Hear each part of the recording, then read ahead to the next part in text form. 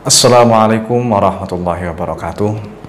Anak-anakku sekalian, pada video pembelajaran kali ini kita akan membahas tema terakhir di kelas 3, yaitu pelajaran ke-12 yang berkisahkan tentang kisah keteladanan Nabi Ibrahim alaihissalam dan putra beliau yang bernama Nabi Ismail alaihissalam. Namun sebelum itu, sebagaimana biasanya, sebelum kita mulai pembelajaran, mari kita bersama-sama membaca surah Al-Fatihah. Al-Fatihah. A'udzu billahi minasyaitonir rajim. Bismillahirrahmanirrahim. Alhamdulillahi rabbil alamin. Ar-Rahmanir-Rahim. Maliki yaumiddin. Iyyaka na'budu wa iyyaka nasta'in. Ihdinas siratal mustaqim. Siratal ladzina an'amta 'alaihim ghairil maghdubi 'alaihim waladdallin. Amin. Nah, sebagaimana biasanya, sebelum kita melanjutkan pembelajaran, silahkan dimurojaah dulu surah An-Nas sampai dengan surah At-Takatsur. Oke? Sambil menunggu video ini, boleh kalian pause terlebih dahulu.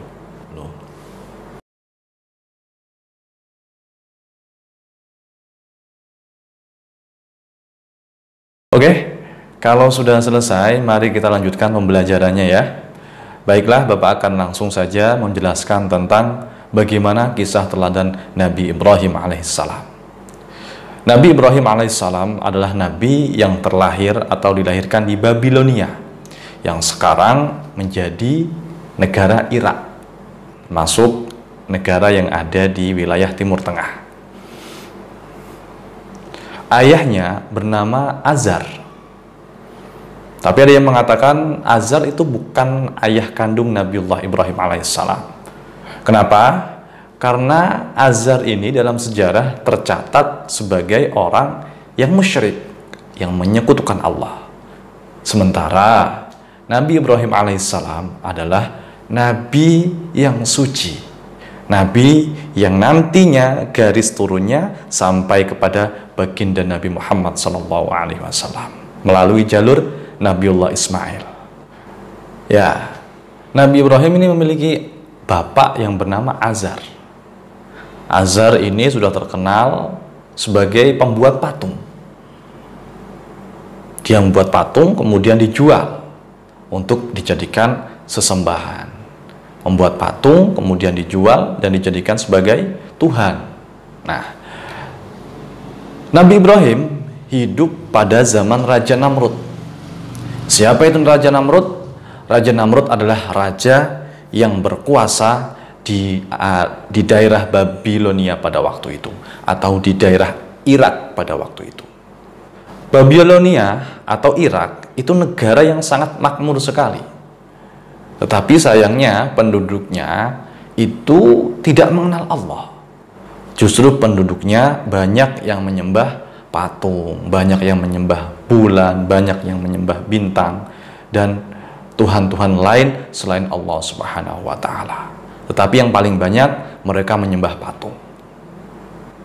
Dan kemudian anak dari Nabi Ibrahim alaihissalam ini ada dua, ya, ada dua keturunan dari Nabiullah Ibrahim secara langsung. Yang pertama adalah Nabiullah Ismail dan yang kedua adalah Nabiullah Ishaq alaihissalam. Kedua anak ini memiliki ibu yang berbeda-beda, tapi bapaknya tetap satu. Bapaknya yaitu Nabi Ibrahim alaihissalam. Nabi Ismail terlahir dari ibu yang bernama Hajar, sementara Nabi Ishaq alaihissalam terlahir dari ibu yang bernama Sarah. Jadi intinya Nabi Ibrahim memiliki dua istri, ya. Yang pertama adalah Siti Hajar dan yang kedua adalah Siti Sarah. Lah Nabi Ishaq terlahir dari Siti Sarah dan Nabi Ismail terlahir dari Siti Hajar, ya, diingat-ingat ya.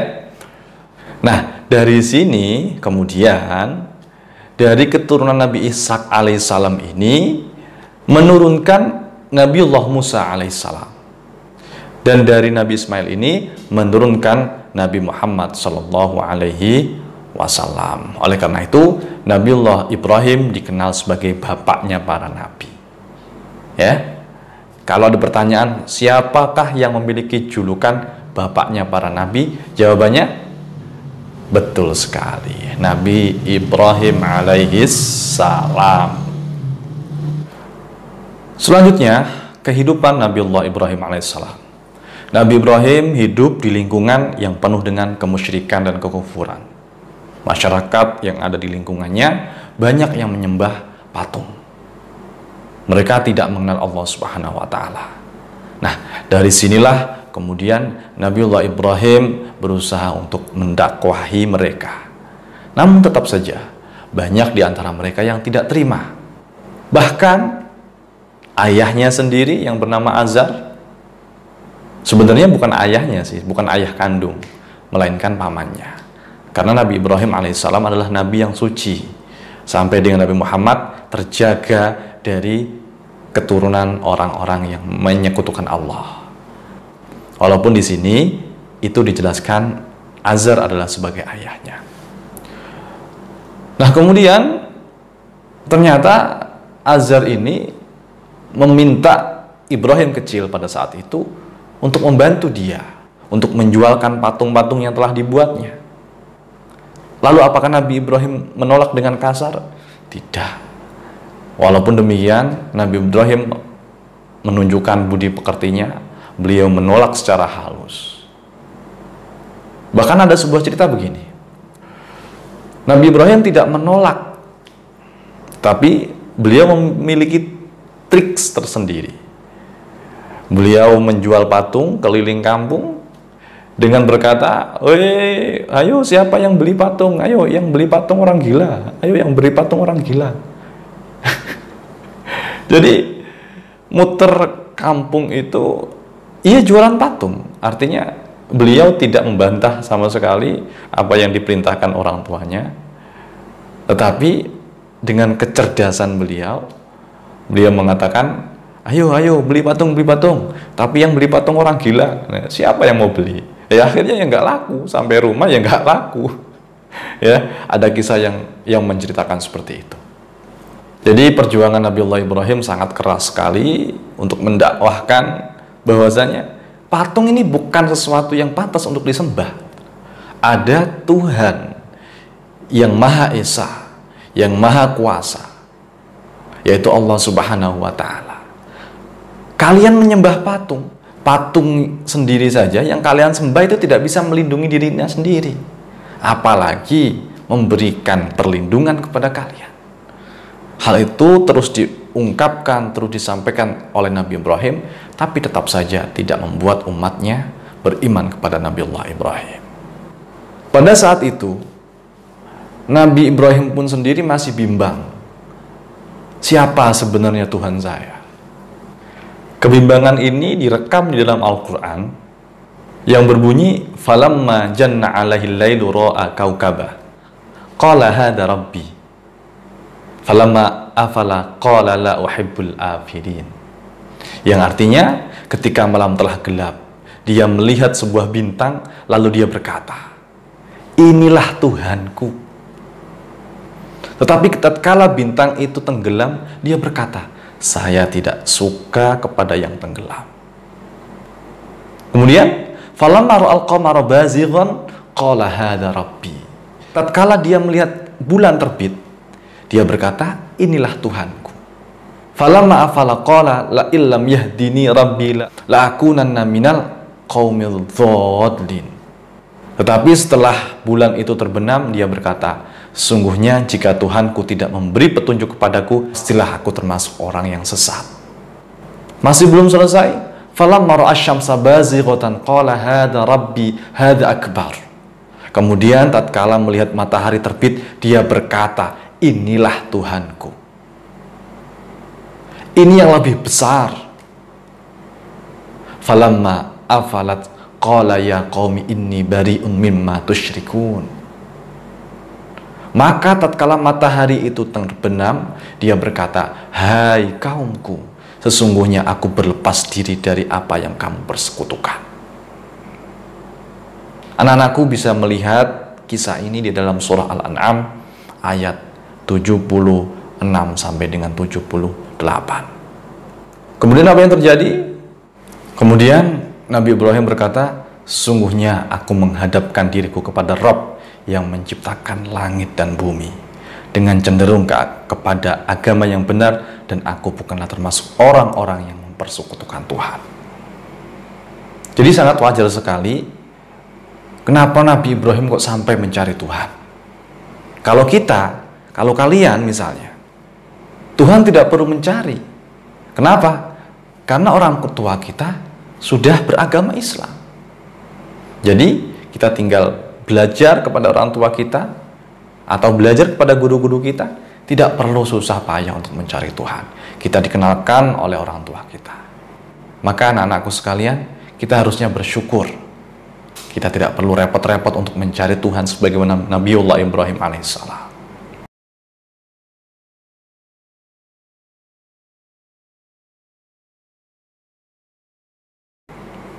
Bapaknya sendiri atau pamannya sendiri adalah orang yang membuat patung, adalah orang yang memiliki pekerjaan membuat patung, dan patung itu untuk disembah, dan patung itu sebagai Tuhan.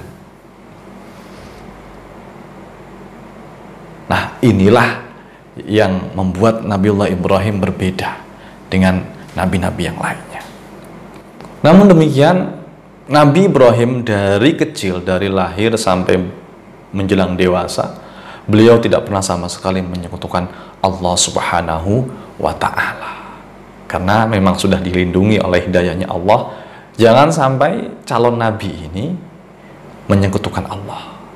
Nabi Ibrahim memiliki julukan Khalilullah, yang artinya kekasih Allah. Nabi Ibrahim memiliki kedudukan spesial di sisi Allah Subhanahu wa Ta'ala. Ya, walaupun semua nabi memiliki kedudukan spesial ya, tetapi ada yang lebih spesial lagi. Salah satunya adalah Nabiullah Ibrahim alaihissalam. Beliau pernah meminta sesuatu kepada Allah yang terekam di dalam surah Al-Baqarah ayat 260, yang berbunyi, "Wa idh qala Ibrahimu Rabbi arini kaifa tuhyil mauta." Ketika Nabiullah Ibrahim alaihissalam berkata kepada Tuhannya, "Rabbi, wahai Tuhanku, arini kaifa tuhyil mauta." Tunjukkan bagaimana Engkau menghidupkan orang-orang yang telah mati. Nah, kemudian di sini Allah menjawab, "Qala awalam tu'min?" Apakah engkau belum yakin? Lalu qala bala. Tentu ya Allah, saya yakin. Walakin liyatma'inna qalbi. Tapi agar hatiku mantap. Nabi Ibrahim, ini dialog antara Allah Subhanahu wa Ta'ala dengan Nabiullah Ibrahim alaihissalam yang terekam di dalam Al-Quran. Kemudian Allah Subhanahu wa Ta'ala memerintahkan Nabiullah Ibrahim untuk mengambil 4 burung. Fakhud arba'atam minat tayri fasurhunna ilaika thumma ja'al ala kulli jabrin minhunna juz'an thumma da'uhunna ya'tinaka sa'ya wa'lam annallaha azizun hakim. Allah memerintahkan mengambil 4 burung, kemudian burung itu dicincang menjadi beberapa bagian, dan kemudian dicampur, setelah diberi tanda, dicampur, kemudian 4 bagian itu disuruh oleh Allah diletakkan di 4 bukit yang berbeda. Kemudian apa yang terjadi? Allah Subhanahu wa Ta'ala memerintahkan kepada Nabi Ibrahim memanggil burung-burung itu. Dengan izin Allah, burung-burung itu hidup kembali. Semuanya utuh seperti sedia kala. Dari kisah ini yang diabadikan di dalam Al-Quran, kita bisa mengambil sebuah kesimpulan bahwasanya Allah adalah zat yang memiliki kekuasaan tanpa batas. Idza arada syai'an ayyaqula lahu kun fayakun. Jika Allah berkehendak atas sesuatu, maka jadi. Dari kejadian inilah maka iman Nabiullah Ibrahim alaihissalam semakin mantap. Kemudian Raja Namrud yang pada saat itu berkuasa, memerintah dengan semena-mena, memerintah dengan kekuasaannya, bahkan dia merasa dirinya pantas untuk dituhankan oleh masyarakatnya. Dia berpikir patung saja disembah, mereka juga harus menyembah saya. Nah, semakin beratlah cobaan Nabi Ibrahim untuk mendakwahkan tauhid kepada kaumnya pada waktu itu. Padahal Raja Namrud juga menyembah patung, tetapi tidak cukup, dia juga ingin disembah dan dituhankan oleh masyarakatnya pada waktu itu. Ada sebuah kisah yang mungkin anak-anakku sekalian juga sering mendengar, bagaimana Nabiullah Ibrahim memenggal patung-patung yang ada di altar sesembahan, yang ada di tempat sesembahan kaumnya pada saat itu. Semuanya dipotong oleh Nabiullah Ibrahim dengan sebuah kampak dan disisakan satu yang paling besar. Pada saat itu mereka, penduduk negeri, sedang berpindah tempat. Sebagaimana tradisi kebiasaan mereka, di hari tertentu, di tahun tertentu, mereka pindah. Jadi secara otomatis negeri tersebut kosong, tidak ada penghuninya, tidak ada yang menjaga, dan tempat peribadatan yang berisi patung-patung itu juga kosong. Pada waktu inilah kemudian Nabiullah Ibrahim alaihissalam mengambil sebuah kesempatan. Nabi Ibrahim beraksi, semua patung itu ditebas kepalanya dan disisakan satu yang paling besar.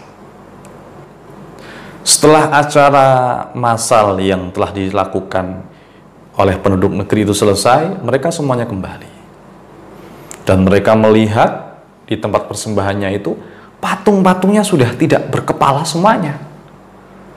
Mereka kaget, mereka marah. Dalam pikiran mereka, hanya satu orang yang patut untuk dicurigai. Siapa? Nabi Ibrahim alaihissalam. Kenapa? Karena Nabi Ibrahim sendirilah yang tidak ikut pada acara tersebut.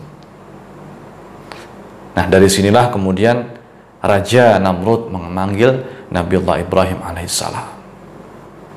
Tetapi lagi-lagi Nabiullah Ibrahim alaihissalam menunjukkan sebuah kecerdikan dan kecerdasan yang luar biasa.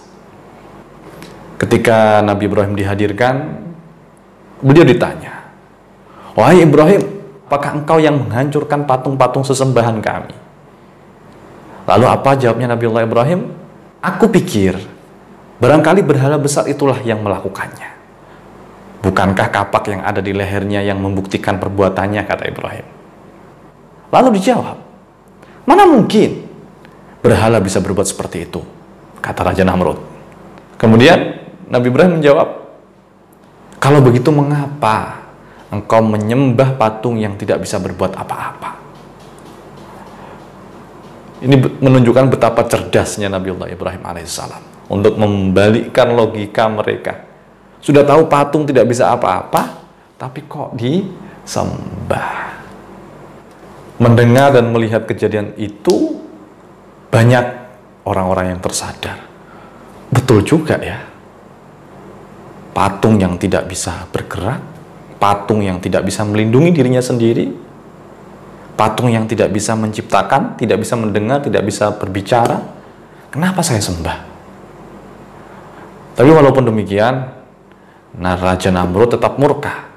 Akhirnya Raja Namrud memutuskan untuk membunuh atau menghukum Nabiullah Ibrahim dengan cara dibakar hidup-hidup. Pada waktu yang ditentukan, Nabiullah Ibrahim alaihissalam dihukum. Setelah kayu dikumpulkan, kobaran api telah menyala, Nabi Ibrahim dilemparkan ke dalam kobaran api tersebut. Namun apa yang terjadi? Nabiullah Ibrahim tetap tenang. Karena Nabiullah Ibrahim merasa Allah melindunginya. Dan benar, api yang terlihat begitu panas, begitu membara, tidak dirasakan sama sekali oleh Nabiullah Ibrahim. Allah berfirman, kun ya narukuni barda wa salaman ala Ibrahim. Wahai api, jadilah engkau api yang dingin dan menyelamatkan. Kemudian ya tentulah Nabi Ibrahim selamat. Oke anak-anakku, dari semua ringkasan kisah Nabiullah Ibrahim dapat kita ambil sebuah hikmah bahwasanya sekali lagi ketika kita memiliki sebuah keimanan yang kuat, maka insyaallah Allah akan selalu melindungi kita dimanapun berada. Oleh sebab itu, mari kita belajar dan terus belajar agar keimanan yang ada dalam diri kita tetap kokoh, tetap kuat, dan semoga Allah Subhanahu wa Ta'ala menjaga keimanan kita sampai akhir hayat kita. Amin amin ya rabbal alamin. Demikian yang bisa Bapak sampaikan, kurang lebihnya mohon maaf. Assalamualaikum warahmatullahi wabarakatuh.